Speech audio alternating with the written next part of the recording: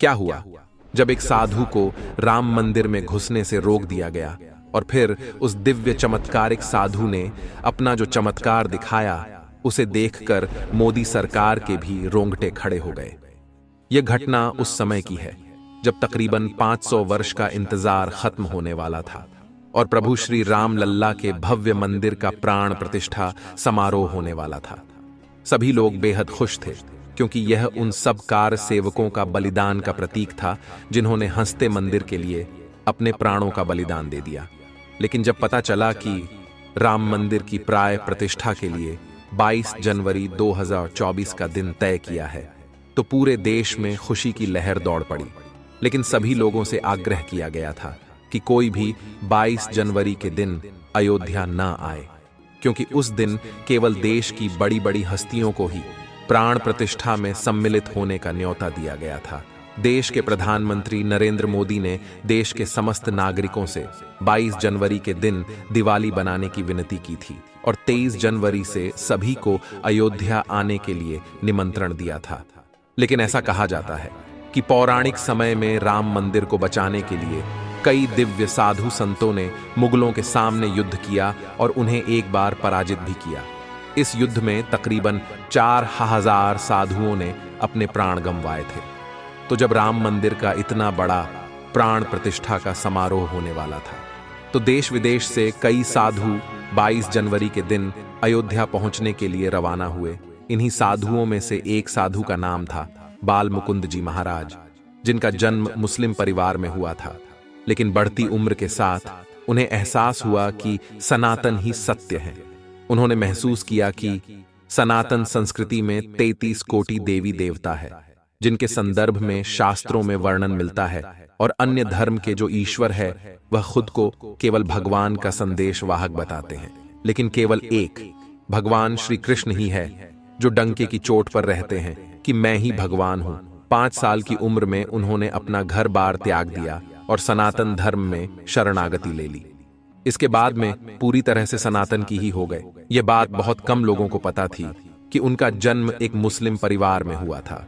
वह राम लल्ला को अपना इष्ट मानते थे। जब वे राम मंदिर के लिए रवाना हुए तो उनके अंदर एक गजब का उत्साह था। वे राम लल्ला की प्यारी मुस्कान को अपनी आंखों से निहारना चाहते थे और अपना आगे का जीवन अयोध्या में ही बिताना चाहते थे। 22 जनवरी 2024 को वह अयोध्या पहुंच गए।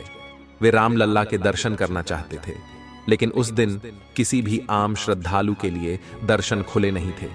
इसलिए उन्होंने एक दिन का इंतजार किया और 23 जनवरी को वे प्रातःकाल ही जाकर लाइन में लग गए। लेकिन जब वे एंट्री गेट पर पहुंचे तब वहां पर सुरक्षा कर्मियों ने उनके एक हाथ पर उर्दू भाषा में कुछ लिखा हुआ देख लिया, जो बचपन के समय उनके माता पिता ने उनके हाथ पर बनवाया था। तब सुरक्षा कर्मियों को लगा कि कोई फर्जी साधु के भेष में हिंदू बनकर मंदिर में घुसने का प्रयास कर रहा है।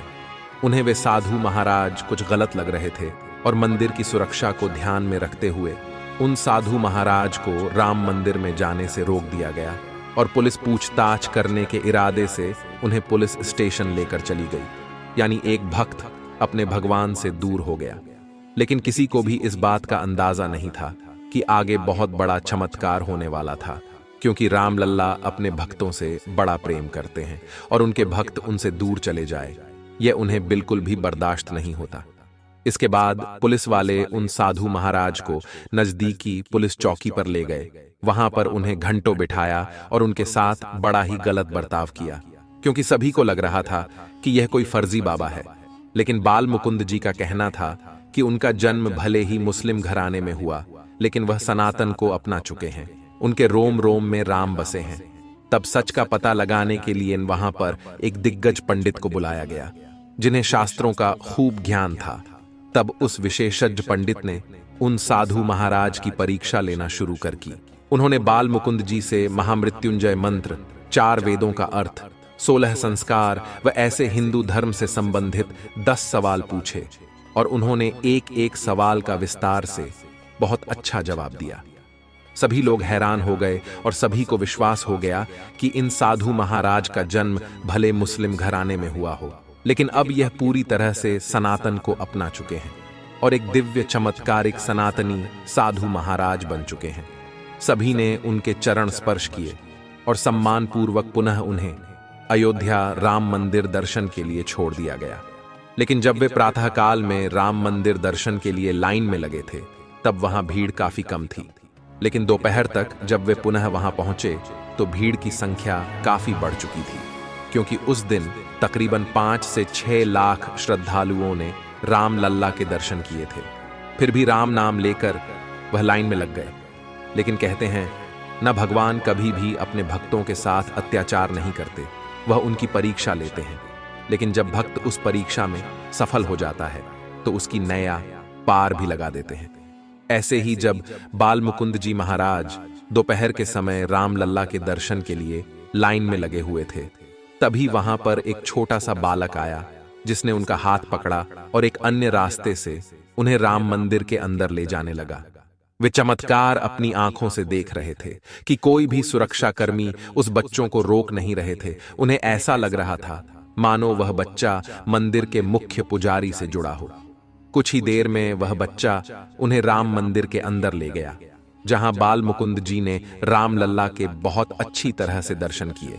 लेकिन जब उस बच्चे को शुक्रिया कहना चाहा तो बच्चा अचानक ही कहीं अंतर्ध्यान हो गया। ऐसा लग रहा था मानो साक्षात राम लल्ला उन्हें बिना किसी रोक रुकावट मंदिर के अंदर तक छोड़ने आए हो।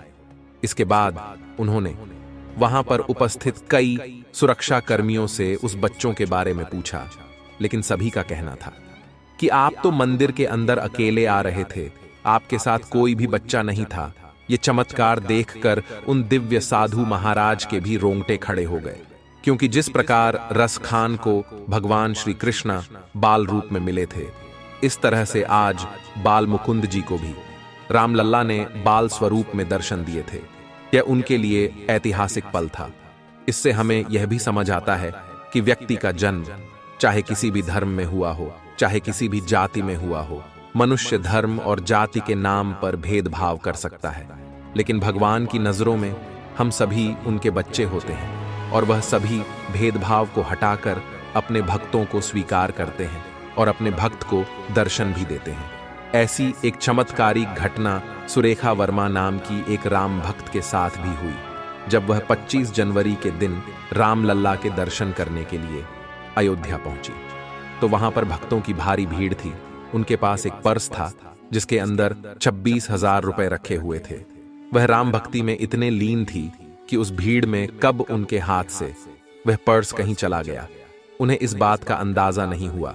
जब मंदिर के अंदर पहुंची तब उन्होंने देखा कि उनका पर्स गायब हो चुका है, जिसके बाद वे एकदम से घबरा गई, क्योंकि घर जाने के सारे पैसे इस पर्स के अंदर थे। लेकिन उस समय उन्होंने पर्स को ढूंढने की बजाय प्रभु श्री राम के ऊपर विश्वास बनाए रखा और राम लल्ला के बहुत अच्छी तरह से दर्शन किए। उनसे आग्रह किया कि मैं यहाँ पर आपकी शरण में आई हूँ, इसीलिए मेरी हर एक चीज की सुरक्षा करना आपकी जिम्मेदारी है। उन्होंने प्रभु श्री राम पर भरोसा रखा और चुपचाप दर्शन करके राम मंदिर से बाहर आ गई।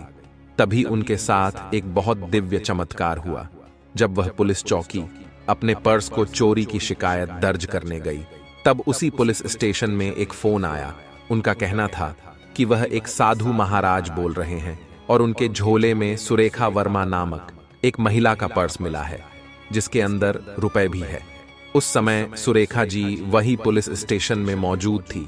उन्होंने उन साधु महाराज को अपना नाम बताकर यह सुनिश्चित किया कि वह पर्स उनका है और फिर पुलिस दल की सहायता से वह पर्स उन साधु महाराज से लेकर कुछ देर में सुरेखा जी को वापस लौटा दिया गया। उन्होंने बताया कि यह उनकी जिंदगी का सबसे बड़ा चमत्कार है।